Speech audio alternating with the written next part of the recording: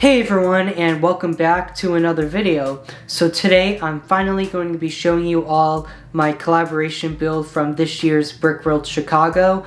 So me, Rich Boy J, and a few other builders, we worked on our third annual Brick World Chicago collaboration. For this collaboration, we basically took modern day Star Wars concepts and retrofit it to make it look like it came out in the early days of LEGO Star Wars, like the early 2000s, between like 2000 and 2007, 2008. Also for this collaboration, some builders built some MOCs that look like sets that they would have liked to see back then during the early days of LEGO Star Wars. And I took the famous LEGO Star Wars Cloud City set number 10123 from 2003 and converted it into Starkiller Base from Star Wars Episode 7, The Force Awakens, which came out in 2015.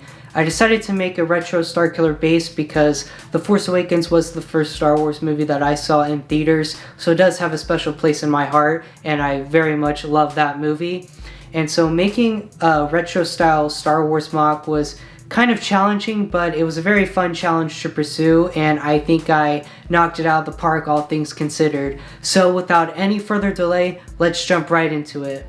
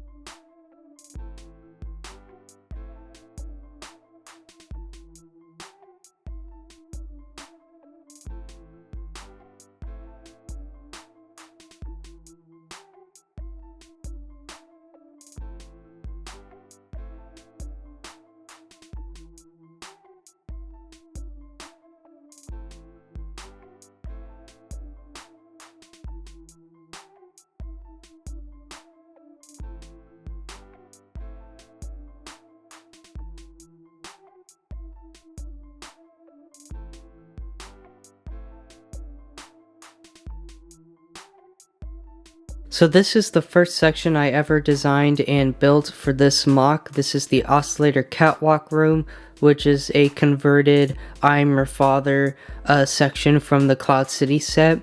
And I took the Jedi Defense, I think it was either 1 or 2, the one that came with Qui-Gon and the security battle droids from 1999 and the early 2000s set, and converted the door to make it fit within a Starkiller Base. And so this section right here is the Han Solo death scene in the Oscillator building by the hands of his son Ben Solo, or better known as Kylo Ren, and I'm super happy with the way it turned out, and this is honestly one of my favorite sections of the entire MOC. So this section here is originally where Luke and Vader fight and where Vader throws Luke Skywalker out of the balcony, but I converted it into a Starkiller hallway with a balcony in which Rey and Finn watch Han Solo meet his demise, and the balcony can flip over to represent the destruction of Starkiller Base, and I'm really happy with that play feature, as well as this back wall pan over here can flip over and you can see some flame pieces that also represent the destruction of Starkiller Base. So overall, this is just a really fun play area, and I had a lot of fun designing it. So this section over here was originally the dining room area where we find out that Lando made a deal with Darth Vader before Han Solo and company arrived on Bespin, and I basically just converted it into like a control room center. I included this door mechanism, which is the same from the original set, and I really like playing with this door, and I find it surprising that a mechanism like this was included in a Star Wars set back in 2003, so this is honestly a pretty genius door mechanism, and I just love twisting it, closing and opening the door. That is very fun. I included Chewbacca here. He's probably taking down the shield so that Poe Dameron and his X-Wing squadron can blow up Starkiller Base, and this is a pretty simple area. It's basically just color swapping from the dining room section of the original set, and I think I overall did a great job. So this next section here is Rey's prison cell, which was originally the carbon freezing chamber on the Cloud City set, and I just converted it into a prison cell by taking the 2005 Darth Vader's transformation set and just color swapping the parts to make it fit within the context of Starkiller Base.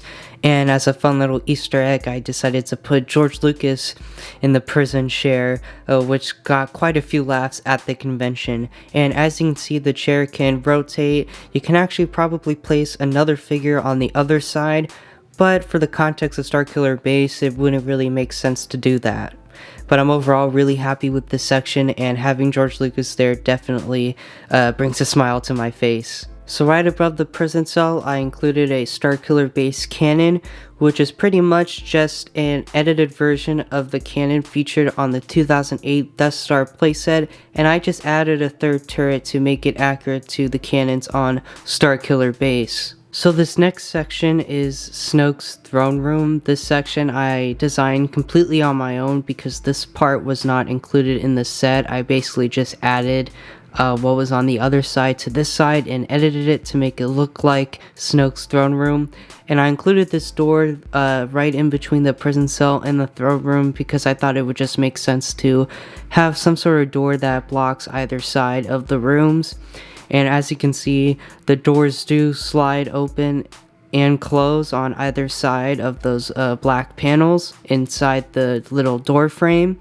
And I'm really happy with the way this turned out with the colors and everything. And then Snoke's throne room, I'm really happy with this custom Snoke figure. I think this is my favorite custom figure that I included in this entire MOC. The chair is similar to the chair seen in the throne rooms of previous LEGO Star Wars sets. It just rotates 360 degrees. And I included a First Order officer, which we can assume can be Hux, talking to Snoke about the destruction of their base, Starkiller Base. And overall, I'm just really happy with how this section turned out. So in terms of the interior of this entire MOC slash playset, if you want to call it that, I'm really happy with how all the rooms turned out and how everything seems to flow cohesively from one side to the other. So let me go ahead and flip this MOC over to the other side so y'all can see the stage area as well as the rock work. So here is a look at Starkiller Base from the other side and diving right into it. So here is a look at the cannon from the front side of this MOC, and I'm just really happy again with the way this cannon turned out. It's pretty much just a modified version of the cannon from the Death Star 2008 playset, but with an extra turret to make it accurate to the cannons on Starkiller Base. So taking a look at the main entrance from the front side, again, I just really like this door mechanism, the way it opens and closes by twisting that knob on the back. And I really like this angle. This is pretty much just a recolored version of the front side of the Cloud City set. And I'm just super happy with the color swapping I was able to accomplish it with this MOC. So I'm just going to go around and show you all different angles of Starkiller Base from this side of the MOC, and I'm just overall just super happy with how this MOC came out. And I know I've been saying that a lot throughout the video, but it's honestly very true.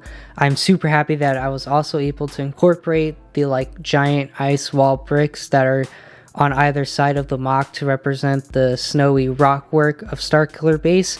Those pieces were actually only used, I believe, in the 2007 Echo Base set on Hoth, which I actually had back in the day, so I was able to find these parts pretty easily because they stand out throughout my entire parts collection, and using them in the MOC definitely enhanced the overall look of it and spices it up from just using gray and white all throughout the MOC. And as you can see, there's some stormtroopers on the landing pad listening to what a TIE pilot has to say. And I'm really happy with the way this landing pad came out. I basically just color swapped the tiles, as well as incorporating a custom First Order Special Forces TIE Fighter as well. That was a last minute addition, and I couldn't be happier with the final result. So this concludes the tour of my retro LEGO Star Wars Starkiller Base MOC.